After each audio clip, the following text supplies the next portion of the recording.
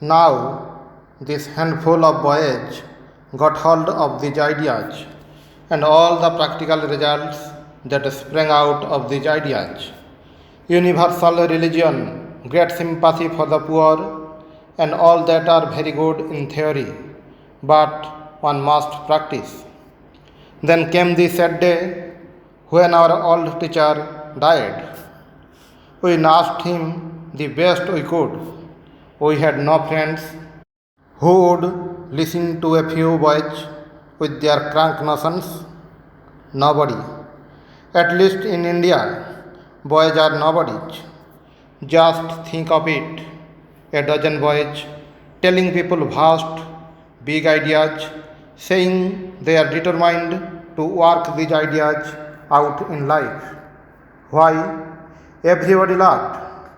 From laughter, it became serious. It became persecution. Why? The parents of the boys came to feel like spanking every one of us. And the more we were derided, the more determined we became. Then came a terrible time for me personally and for all the other boys as well. But to me came such misfortune.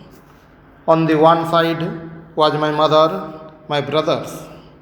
My father died at that time, and we were left poor. Oh, very poor, almost starving all the time. I was the only hope of the family, the only one who could do anything to help them. I had to stand between my two worlds. On the one hand, I would have to see my mother and brothers starve unto death. On the other, I had believed that this man's ideas were for the good of India and the world and had to be preached and worked out. And so the fight went on in my mind for days and months. Sometimes I would pray for 5 or 6 days and nights together without stopping. Oh, the agony of those days! I was living in hell, the natural affections of my boy's heart drawing me to my family. I could not bear to see those who were the nearest and dearest to me suffering. On the other hand, nobody to sympathize with me. Who would sympathize with the imaginations of a boy?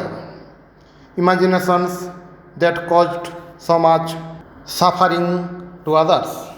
Who would sympathize with me? None except one. That one's sympathy brought blessing and hope. She was a woman. Our teacher, this great monk, was married when he was a boy and she a mere child. When he became a young man and all this religious zeal was upon him, she came to see him. Although they had been married for long, they had not seen very much of each other until they were grown up. Then he said to his wife, "Behold, I am your husband. You have a right to this body, but I cannot live the sex life. Although I have married you, I leave it to your judgment." And she wept and said, "Godspeed to you.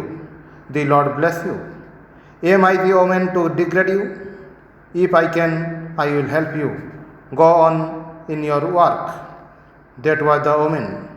The husband went on and became a monk in his own way, and from a distance the wife went on helping as much as she could. And later, when the man had become a great spiritual giant, she came. Really, she was the first disciple, and she spent the rest of her life taking care of the body of this man. He never knew whether he was living or dying or anything. Sometimes, when talking, he would get so excited that if he sat on live charcoals, he did not know it. Live charcoals? Forgetting all about his body all the time. Well, that lady, his wife, was the only one who sympathized with the idea of those boys. But she was powerless. She was poorer than we were. Never mind. We plunged into the bridge. I believed, as I was leaving, that these ideas were going to rationalize India and bring better days to many lands and foreign races. With that belief came the realization that it is better that a few persons suffer than that such ideas should die out of the world. What if a mother or two brothers die? It is a sacrifice. Let it be done. No great thing can be done without sacrifice. The heart must be plucked out and the bleeding heart placed upon the altar. Then great things are done. Is there any other way? None have found it. I appeal to each one of you, to those who have accomplished any great thing. Oh, how much it has cost! What agony, what torture, what terrible suffering is behind every deed of success in every life. You know that, all of you. And thus we went on, that band of voyage. The only thing we got from those around us was a kick and a curse. That was all. Of course, we had to beg from door to door for our food, got heaps and hoes, the refuge of everything, a piece of bread here and there. We got hold of a broken down old house with hissing cobras living underneath. And because that was the cheapest, we went into that house and lived there. Thus we went on for some years. In the meanwhile, making excursions all over India, trying to bring about the idea gradually. 10 years were spent without a ray of light. 10 more years. 1,000 times despondency came, but there was one thing always to keep us hopeful: the tremendous faithfulness to each other, the tremendous love between us. I have got 100 men and women around me. If I become the devil himself tomorrow, they will say, "Here we are still. We will never give you up." That is a great blessing. In happiness, in misery, in famine, in pain, in the grave, in heaven, or in hell. He who never gives me up is my friend. Is such friendship a joke? A man may have salvation through such friendship that brings salvation if we can love like that.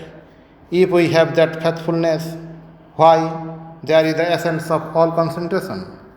You need not worship any gods in the world if you have that faith, that strength, that love. And that was there with us all throughout that hard time. That was there. That made us go from the Himalayas to Cape Comorin, from the Indus to the Brahmaputra. This band of boys began to travel about. Gradually we began to draw attention. 90% was antagonism. Very little of it was helpful. For we had one fault. We were boys in poverty and with all the roughness of boys. He who has to make his own way in life is a bit rough. He has not much time to be smooth and suave and polite. My lady and my gentleman and all that. You have seen that in life always. He is a rough diamond. He has not much polish. He is a jewel in an indifferent casket. And there we were. No compromise was the watchword. This is the ideal and this has got to be carried out. If we meet the king, though we die, we must give him a bit of our minds. If the peasant, the same. Naturally, we met with antagonism. But, mind you, this is life's experience. If you really want the good of others, the whole universe may stand against you and cannot hurt you. It must crumble before your power of the Lord Himself in you, if you are sincere and really unselfish. And those boys were that. They came as children, pure and fresh from the hands of nature. Said our master, I want to offer at the altar of the Lord only those flowers that have not even been smelled. fruits that have not been touched with the fingers. The words of the great man sustain us all, for he saw through the future life of those boys that he collected from the streets of Calcutta, so to say. People used to laugh at him when he said, "You will see this boy, that boy, what he becomes." His faith was unalterable. Mother showed it to me. I may be weak, but when she says this is so, she can never make mistakes. It must be so. So things went on for 10 years without any light, but with my health breaking all the time. It tells on the body in the long run. Sometimes one meal at 9 in the evening, another time a meal at 8 in the morning, another after 2 days, another after 3 days, and always the poorest and roughest thing. Who is going to give to the beggar the good things he has? And then they have not much in India, and most of the time walking, climbing snow peaks, sometimes 10 miles of hard mountain climbing, just to get a meal. They eat unleavened bread in India, and sometimes they have it stored away for 20 or 30 days until it is harder than bricks, and then they will give a square of that. I would have to go from house to house to collect sufficient for one meal, and then the bread was so hard it made my mouth bleed to eat it. Literally, you can break your teeth on that bread. Then I would put it in a pot and pour over it water from the river. For months and months I existed that way. Of course, it was telling on the health. Then I thought, I have tried India. It is time for me to try another country. At that time, your Parliament of Religions was to be held, and someone was to be sent from India. I was just a vagabond, but I said, "If you send me, I am going. I have not much to lodge, and I do not care if I lodge that." It was very difficult to find the money, but after a long struggle, they got together just enough to pay for my passage, and I came 1 or 2 months earlier, so that I found myself drifting about in the streets here without knowing anybody. But finally, the Parliament of Religions opened, and I met kind friends who helped me right along. I worked a little, collected funds, started 2 papers, and so on. After that, I went over to England and worked there. At the same time, I carried on the work for India in America too. My plan for India, as it has been developed and centralized, is this. I have told you of our lives as monks there, how we go from door to door so that religion is brought to everybody without charge, except perhaps a broken piece of bread. That is why you see the lowest of the law in India holding the most exalted religious ideas. It is all through the work of these monks. But ask a man, who are the English? He does not know. He says perhaps they are the children of those giants they speak of in those books. Are they not? Who governs you? We do not know. What is the government? They do not know. But they know philosophy. It is a practical want of intellectual education about life on this earth they suffer from.